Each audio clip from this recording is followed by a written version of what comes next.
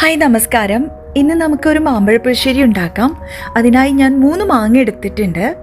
ഇതെൻ്റെ ചേച്ചി നാട്ടിൽ നിന്ന് കൊടുത്തു വിട്ടതാണ് കേട്ടോ. പിന്നെ മാങ്ങ നല്ലപോലെ കഴുകി തൊലിയെല്ലാം ഒരിച്ച് മാറ്റി വെക്കുന്നുണ്ട്. അത് ചെറുതായി കട്ട് ചെയ്തും വെക്കുന്നുണ്ട് കേട്ടോ. അതിനുശേഷം 2 ബെല്ലം ശർക്കര പിന്നെ കുറച്ച് വെള്ളവും ചേർത്ത് വേവിച്ചതിന് ശേഷം അത് അരിച്ച് മാറ്റി വെക്കുന്നുണ്ട്. പിന്നെ അരച്ചെടുക്കാൻ വേണ്ടിയിട്ട് അതിലായിട്ട് കുരുമുളക്, പച്ചമുളക്, കറിവേപ്പില ഇത് അരയ്ക്കുന്നതോട് കൂടി ചേർക്കുമ്പോൾ കുറച്ച് ടേസ്റ്റ് കൂടും കേട്ടോ.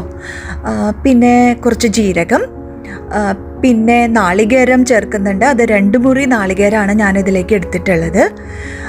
അതോടൊപ്പം തന്നെ നമ്മൾ കുറച്ച് മോരും കൂടി ചേർക്കുന്നുണ്ട്. അത് വെണ്ണ പോലെ അരച്ചെടുക്കണം. എപ്പോഴും മാമ്പഴപ്പുളിശ്ശേരിക്ക് അരയ്ക്കുമ്പോഴുണ്ടല്ലോ വെണ്ണ പോലെ അരഞ്ഞിരിക്കണം കേട്ടോ.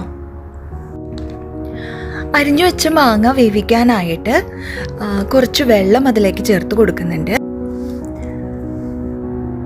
പിന്നെ ആവശ്യത്തിന് മുളക് പൊടി, ആവശ്യത്തിന് മഞ്ഞൾപ്പൊടി, പിന്നെ കുറച്ച് കല്ലുപ്പാണ് ഞാൻ ചേർത്ത് കൊടുക്കുന്നത് കേട്ടോ. ഇത് തിളയ്ക്കുമ്പോൾ അതിലോട്ട് നമ്മൾ മാറ്റി വെച്ചിട്ടുണ്ടായിരുന്ന ശർക്കരപ്പാനി ഉണ്ടല്ലോ, അതും കൂടി ഇതിലോട്ട് ചേർത്ത് കൊടുക്കുന്നുണ്ട്. ഈ ശർക്കരപ്പാനിയിലാണ് ഇത് വേവിക്കുന്നത് കേട്ടോ. ഈ പുളിശ്ശേരി ഉണ്ടാക്കുമ്പോഴുണ്ടല്ലോ എനിക്ക് എൻ്റെ അമ്മൂമ്മയാട്ടോ ഓർമ്മ വരണേ. കാരണം എന്താ വെച്ചാൽ എൻ്റെ തറവാട്ടിൽ ഒരു വലിയ മാവുണ്ടായിരുന്നു. അതിൽ നിറയെ മാങ്ങയും പിന്നെ അതിങ്ങനെ നിലത്തിങ്ങനെ വീണ് കിടക്കുമായിരുന്നു. അപ്പോൾ ഞാനും എൻ്റെ അമ്മൂമ്മയും എൻ്റെ സിസ്റ്ററും ഒക്കെ കൂടിയിട്ട് ഞങ്ങൾ പോയി പറക്കാറുണ്ട്. അതോടൊപ്പം പിന്നെ അമ്മൂമ്മ എനിക്ക് മാമ്പഴപ്പുളിശ്ശേരി ഉണ്ടാക്കി തരാറുണ്ട്. പിന്നെ മാങ്ങയുടെ അച്ചാറും എല്ലാം ഇതോടൊപ്പം ഉണ്ടാക്കാറ് കേട്ടോ. അപ്പോൾ അതൊക്കെ എനിക്കിപ്പോൾ ഓർമ്മ വന്നു. പഴയ കാലത്തിലേക്ക് ഒന്ന് തിരിച്ചു പോയി. ഇപ്പോൾ ശർക്കരപ്പാനിയിൽ വേവിക്കാൻ വെച്ച മാങ്ങ നല്ലപോലെ കുറുകി വന്നിട്ടുണ്ട്. അപ്പോൾ ഞാൻ അതിലേക്ക് കുറച്ച് നെയ്യ്, ഒരു സ്പൂൺ നെയ്യ് ആഡ് ചെയ്യുന്നുണ്ട് കേട്ടോ. അത് മാമ്പഴപ്പുളിശ്ശേരിക്കുള്ള ഒരു ടേസ്റ്റ് കൂട്ടും. പിന്നെ നമ്മൾ അതിലോട്ട് അരച്ചു വെച്ചിട്ടുള്ള അരപ്പ് ഒഴിക്കുകയാണ് ചെയ്യണേ. പിന്നെ അത് നന്നായിട്ട് മിക്സ് ചെയ്യുക കേട്ടോ.